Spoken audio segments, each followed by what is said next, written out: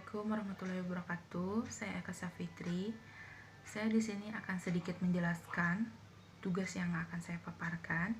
Saya di sini akan sedikit menjelaskan tentang perbandingan institusi negara di Indonesia dan di Korea Selatan.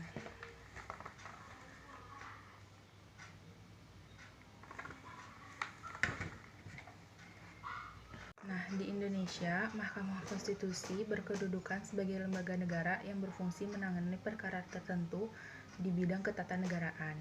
Di Indonesia, Mahkamah Konstitusi merupakan suatu lembaga negara pelaku kekuasaan kehakiman yang merdeka untuk menyelenggarakan peradilan guna menegakkan hukum dan keadilan.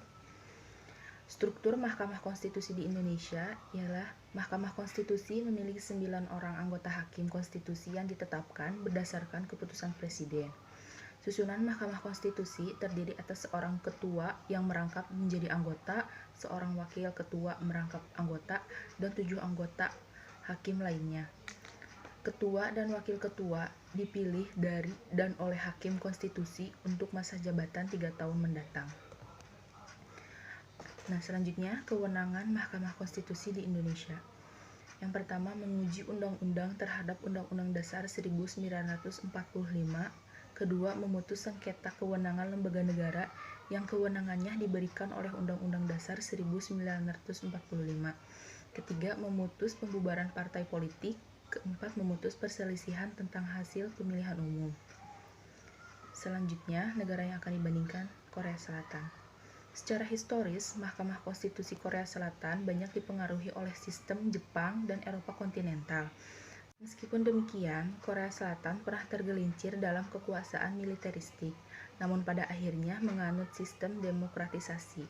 Secara konseptual, semua rancangan draft konstitusi baru memuat sistem penjaminan atas hak asasi manusia. Nah, selanjutnya struktur Mahkamah Konstitusi di Korea Selatan. Mahkamah Konstitusi Korea Selatan terdiri dari 9 orang hakim konstitusi dan masing-masing harus berkualifikasi sebagai hakim dan memahami persoalan hukum. Presiden mengusulkan, Majelis Nasional mengusulkan, dan Mahkamah Agung juga mengusulkan masa jabatan seorang hakim adalah 9 tahun dan diangkat oleh Presiden.